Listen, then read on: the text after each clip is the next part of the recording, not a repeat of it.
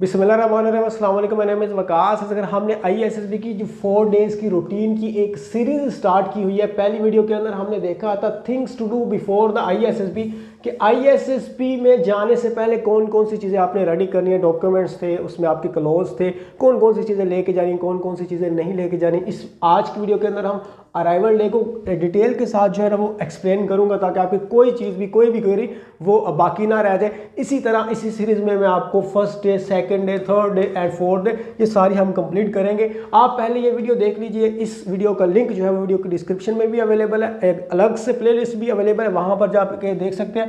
चीज़ें ध्यान से देखिएगा कि हम अभी क्या करने लगे।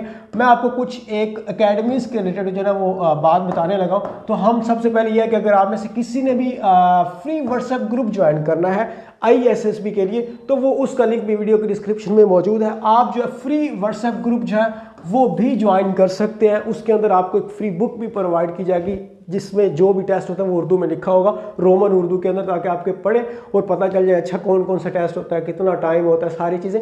इसके अलावा अगर एकेडमीज़ की बात करें तो पाकिस्तान के अंदर अगर पर एवरेज जो एकेडमी की फ़ीस ISSB की प्रिपरेशन चल रही है वो तकरीबन 30,000 30K चल रही है। अगर आप आउट ऑफ द सिटी हैं तो हॉस्टल के ड्यूज़ वगैरह डाल के तो 50,000 जो है ना वो आपको ISSB की प्रिपरेशन के लिए इन्वेस्ट करने पड़ेंगे।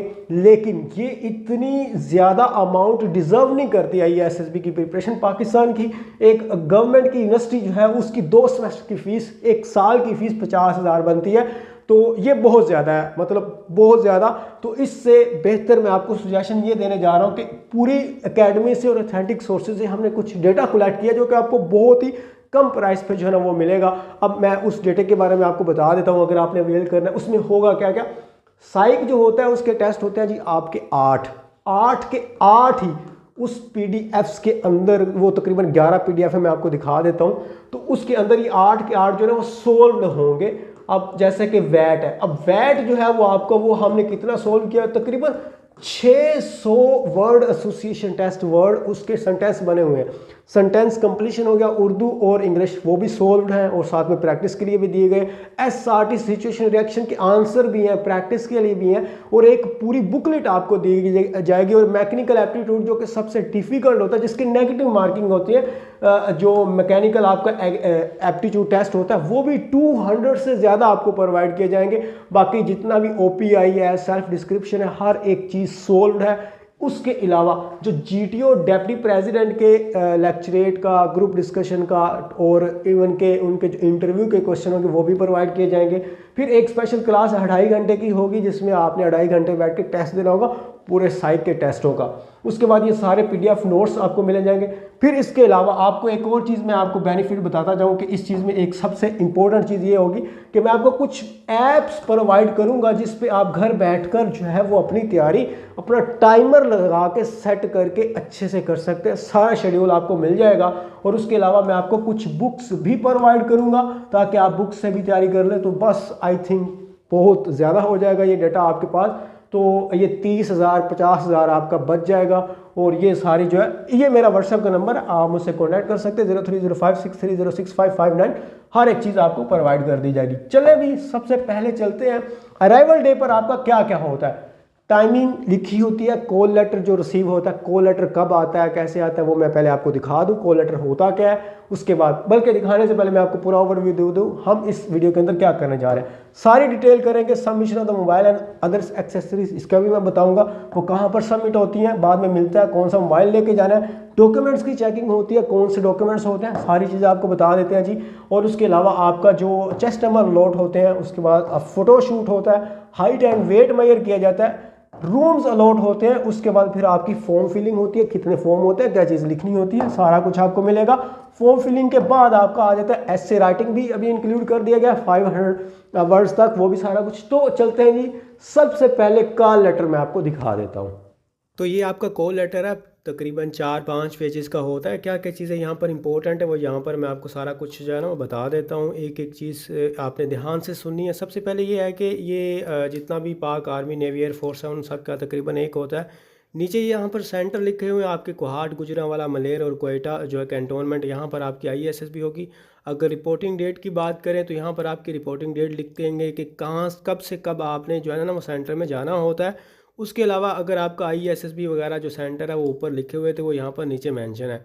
एक चीज़ आपने थर्ड नंबर पर जो मैं आपको बताना चाह रहा हूँ वो बड़े ध्यान से देखनी है। यहाँ पर आपके लिखा हुआ है जी 12 PM पर अगर आप में से कोई भी इसके बाद अगर जाता है तो वो अलाउ नहीं किया जाएगा, उसको वहीं से जो है ना वो रिटर्न कर दिया जाएगा। यहाँ पर रिटर्न का आप जो है वर्ड देख सकते हैं। और उसके बाद जो ISSB सेंटर है वो इस चीज़ के लिए बाउंड नहीं है कि वो उनको दोबारा कॉल करें।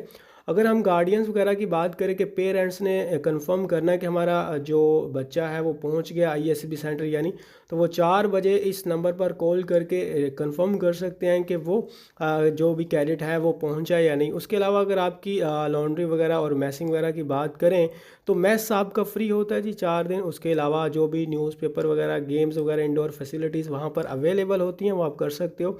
लॉन्ड्री वगैरह जो होती है जिसमें प्रेसिंग वगैरह, धुलाई वगैरह होती है, उसके लिए आपको अलग से चार्जेस देना पड़ते हैं। और ये आपने सूप वगैरह, टॉवल वगैरह, शैम्पू वगैरह अपनी खुद लेकर जानी है। डॉक्यूमेंट्स की अगर बात करें तो यहाँ पर वाज़ह लिखा हुआ है कि फ़ोटो कॉपीज़ जो है ना वो एक्सेप्टेबल नहीं है। तो उस फ़ोटो कॉपीज़ के अंदर क्या आता है, सबसे पहले ये कि आपका ओरिजिनल मैट्रिक का जो रिज़ल्ट है या सर्टिफिकेट है वो होना चाहिए।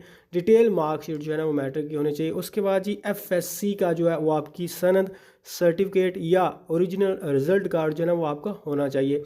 बाकी होप सर्टिफिकेट वाले अपना होप सर्टिफिकेट लेकर जाएंगे। अब एक चीज़ और यहाँ पर लिखी हुई कि बे फॉर्म भी आप लेके जा सकते हैं अगर CNS नंबर नहीं, CNSA नहीं है आपका, तो ये वाली जो है ना वो आपने लेके जानी है। एक और चीज़ यहाँ पर ये थी कि अगर आप में से किसी का भी FSC का उसके पास से रिज़ल्ट कार्ड नहीं है तो वो क्या करेगा, वो जी ड्यूली अप्रूव करवाएगा एक लेटर लिख के बोर्ड का जो सेक्रेटरी है, कंट्रोलर ऑफ द बोर्ड जिसको कहते हैं, वहाँ पर एक लेटर लिख के, तो वो आपने रीज़न वगैरह लिख के वहाँ से सिग्नेचर करवा के ISSB सेंटर लेके जाना। ये ध्यान में रखिएगा अगर आपको इस तरह का इशू है।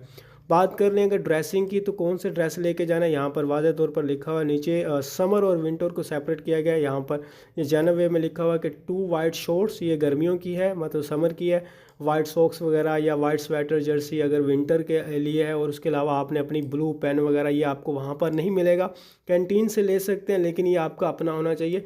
PT शूज़ वगैरह लेके जाने हैं, जॉगर, स्नीकर्स और दूसरे बूट वगैरह भी आपने लेके जाने हैं। एक और चीज़ यहाँ पर ध्यान से देखिएगा G नंबर पर कि आपने क्या करना जी, क्लोज्ड कॉलर वो भी लेके जानी है। उसके अंदर आपकी ड्रेस पैंट आ जाती है, शर्ट और टाई आ जाता है, ये आपने लेके जानी है।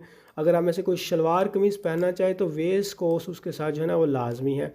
ISSB में जो कैंडिडेट्स मेस यानी खाना वगैरह खाने के लिए जब जाएंगे तो उसके लिए भी मखसूस एक ड्रेस कोड होता है, जो कि अगर आपने शलवार कमीज़ पहनी है तो वेस्ट कोड लाजमी उसमें होना चाहिए। आप ऐसे ही इनफॉर्मल ड्रेस में नहीं जा सकते।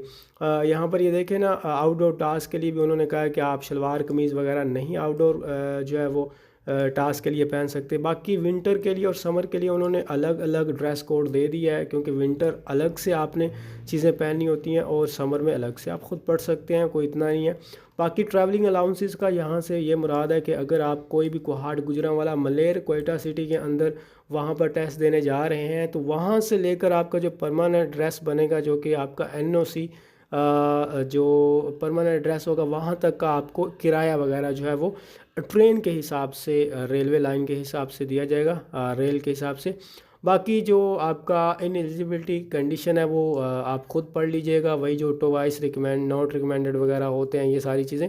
उसके अलावा यहाँ पर आपको मेन चीज़ें बताई गई हैं कि हेयर कट जो है ना वो आपका प्रॉपर होना चाहिए, नेल वगैरह वो कट होना चाहिए, वेपन वगैरह इस तरह की कोई चीज़ आपको अलाउ नहीं होगी। और इसके अलावा ये आप कुछ फ़ोटो शूट वगैरह के लिए कुछ फ़ी वगैरह जो वहाँ पर लेंगे तो वो नॉन रिफंडेबल होती है, बुकलेट वगैरह की जो फ़ी होती है।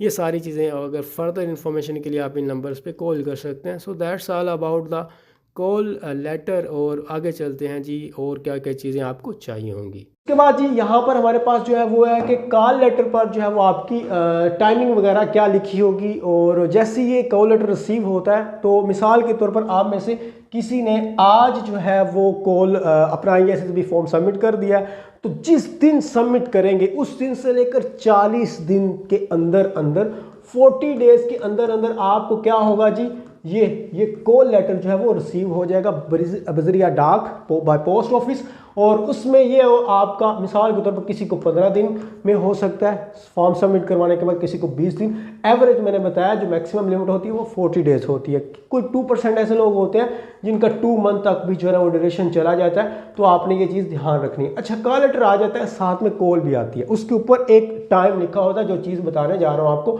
वो लिखते हैं जी आपको 10 to 12 o'clock जो है ना वो आपने सेंटर के अंदर पहुंचना है। अब आपने क्या करना है, अगर 12 बजे से बाद जाएंगे तो फिर आपको वापस भेज दिया जाएगा। आपने जाना है कोई 8 बजे सेंटर में पहुंच जाना है, और 8 बजे ये होता है कि वो फिर जब जल्दी आप चले जाएंगे तो जल्दी चेस्ट नंबर हर एक चीज़ आपका जितना भी काम होता है वो जल्दी निपटा दिया जाएगा, तो इतनी ज़्यादा थकावट नहीं होती। तो थोड़ा आगे आगे ही आपने रहना, क्योंकि उस दिन थकावट में फॉर्म वगैरह फिलिंग होती है, तो फॉर्म वगैरह फिल करने में थोड़ी दिक्कत पेश आती है। जो माइंड होता है ना वो आपका रिफ्रेश होना चाहिए। ये मेरी बात है में रखी, इसलिए मैं आपको प्रेफर कर रहा हूँ। आपने क्या करना है, आपने ट्राई करनी है जी 8 बजे जो है ना वो आप अपने सेंटर के गेट पर हो। वहाँ पर क्या होता है, वहाँ पर आपकी डॉक्यूमेंट्स की चेकिंग होती है, और उसके अलावा डॉक्यूमेंट्स की वैसे इस गेट पर मेन पे नहीं होती, आपका जो CNA होता है ना वो चेक किया जाता है। उसके बाद वहाँ पर आगे चेकिंग होती है, 2-3 जगह पर चेकिंग होती है। उसके बाद ये होता है कि सबसे पहले जब आप गेट पर जाते हो, गेट पर जाने के बाद वहाँ चेकिंग होती है, फिर उसके आगे जब बसेस में जाने लगते हो फिर चेकिंग होती है, फिर एंड पे 3rd टाइम फिर चेकिंग होती है। जब 3rd टाइम चेकिंग होती है वो आपकी सेंटर के अंदर होती है जहाँ पर आपने टेस्ट देना होता है। और वहाँ पर क्या होता है जी, जो मोबाइल फ़ोन हो आपका पास होता है या अदर एक्सेसरीज, मतलब जो इलेक्ट्रॉनिक गैजेट वगैरह कोई ऐसे चार्जर्स वगैरह होते हैं या हैंड फ्री वगैरह, वो सारा कुछ क्या होता है वो वहाँ पर फिर रख लिया जाता है। ये सबमिट आपका हो जाता है, टोकन वगैरह मिल जाता है। एंड वाले दिन आफ्टर द 4 डेज़ आप वहाँ से दोबारा रिकलेक्ट कर सकते हो उस चीज़ को। अब आपको ये मैंने बता दिया मोबाइल वगैरह कहाँ पर 3rd वाला एंड पे जाके आपका सबमिट करवाना पड़ता है। उसके बाद जी डॉक्यूमेंट्स की चेकिंग होती है। डॉक्यूमेंट्स की क्या क्या चीज़ें लेके जानी वो मैंने आपको कॉल लेटर में बता दिया है, और क्या क्या आपने क्लोथ और शू लेके जाने वो कॉल लेटर वाला पीछे जो है ना वो आपने देख लिया हुआ है। डॉक्यूमेंट्स की चेकिंग होती है, और उसके बाद आपका डॉक्यूमेंट्स में यही है जी, ओरिजिनल CNA से नंबर आपके पास CNA से होना चाहिए, या फॉर्म बे होना चाहिए, बे फॉर्म जिसको कहते हैं, या ओरिजिनल मैट्रिक और इंटरमीडिएट की आपने सर्टिफिकेट भी होना चाहिए। ओरिजिनल फोटोकॉपीज नहीं चलेगा, उसके बाद आपकी ये कोई फोटोकॉपीज नहीं होगी। फिर आपको चेस्ट नंबर जो है ना वो अलॉट किए जाएंगे। चेस्ट नंबर किस तरह के होते हैं, इस तरह के जो है वो आपके चेस्ट नंबर होंगे। बाद में भी ये इसी तरतीब से फिर आपने बैठना पड़ेगा। साई के टेस्ट भी तरतीब से होते हैं, बाकी जितने भी टेस्ट होते हैं फिर आपके चेस्ट नंबर के हिसाब से होते हैं। ग्रुप्स भी चेस्ट नंबर के हिसाब से बनते हैं। उसके बाद क्या होता है, आपका फोटोशूट होता है। फोटोशूट के अंदर क्या होता है जी, आपकी पिक्चर जो है ना वो वहाँ पर कैप्चर की जाती है। तो पिक्चर में ये होता है कि आपने ट्राई कीजिएगा कि फ्रेश आपका जो फेस हो, इसलिए मैं कह रहा था सुबह सुबह जल्दी चले जाए, और स्माइल के साथ एक पिक्चर देनी अच्छी सी, ये नहीं मरे हुए या बाल वगैरह, हर एक चीज़ जो है ना वो आपने जिस तरह अच्छा एक जेंटलमैन होता है उस तरह आपने इसकी फ़ोटो। अब हाइट एंड वेट जो है ना वो आपका मेजर किया जाएगा। उसके बाद आपको रूम्स अलॉट कर दिए जाएंगे। रूम्स अलॉट करने के बाद फिर आपको क्या कहेंगे कि फॉर्म फिलिंग के तकरीबन 3 बजे तक या जो भी टाइम हो तो फिर बुलाया जाता है। ठीक हो गया। ये सारे काम करने के बाद 8वें नंबर पर आपकी फॉर्म फिलिंग होती है। फॉर्म फिलिंग के अंदर क्या होता है जी आपका, मैं उससे पहले आपको फॉर्म फिलिंग के बारे में बता दूं कि फॉर्म ये एक तो बायोडाटा फॉर्म होता है, एक होता है जी आपका जो 4 फॉर्म दिए जाते हैं, GTO का अलग से होता है, साई का अलग से होता है, वो आपने फॉर्म जो है वो फिल करना होता है। इसके अंदर एसे की राइटिंग भी आती होती है। एसे राइटिंग जो हुआ है वो आपकी 500 वर्ड्स की होती है। तो 500 वर्ड्स के अंदर आपने कोई भी गिवन टॉपिक जो है वहाँ पर, वो वैसे मैं आपको PDF में प्रोवाइड कर दूंगा सारी चीज़ें, वो आपने वहाँ पर लिखना होता है। फॉर्म कितने होते हैं जी, 4 फॉर्म्स होते हैं। उसमें unforgettable incident of your life वो भी आपने लिखना होता है। मैंने बायोडाटा फॉर्म जो है वो आप लोगों को दिखा देता हूँ, बायोडाटा फॉर्म भी, तो उसको किस तरह फिल करने या कौन कौन सी चीज़ें उसमें पूछी जाती हैं वो भी मैं आपको जो है ना उस पर थोड़ा सा बता दूंगा कि ये चीज़ें ध्यान में रखनी है, ये याद रखनी है, ये एवं ही नहीं लिख देनी हवा में। ये आगे डिप्टी प्रेसिडेंट वगैरह सारे इस चीज़ को जो है ना वो पूछते हैं। तो ये फॉर्म फिलिंग वगैरह के बाद फिर ये एसे की राइटिंग होती है। 4 फॉर्म दिए जाते हैं, चारों के चारों सेम होते हैं। उनके अंदर बस वही आपसे पूछा जाता है कौन सी ऐप यूज़ करते हैं, हॉबी शोबी, ये वो वेट और ये सारा कुछ, वो अगेन एंड अगेन जो है ना वो आपसे पूछा जाता है। तो वो आपने बिल्कुल एक जैसा ही आंसर देना होता है, एक दूसरे को सामने रख के, कोई भी चीज़ चेंज नहीं करनी, एक पहले में गलती होगी तो ठीक है, उसी को आपने जो है ना वो सारों में गलती क्या हो सकती है, थोड़ा बहुत कट अगर लग गया तो कोई बात नहीं है, आपने फॉर्म जो है ना वो ख़राब नहीं करना। तो ये सारी चीज़ें आपको मैं बताना चाह रहा था। बाकी जो आगे हम चलेंगे हमारे फर्स्ट डे पे, जो कि साइक के टेस्ट होते हैं, 8 टेस्ट होते हैं और उसमें कितने आपको टाइम दिया जाता है और उसके अलावा कौन कौन सा टेस्ट होता है, कुछ आपको मैं डेमो भी दिखा दूंगा चीज़ें। तो तब तक मेरे साथ जुड़े रहिए। अगर आपने नोट्स वगैरह बाय करने हैं तो कॉन्टैक्ट कर सकते हैं 030563065559। अल्लाह हाफिज़।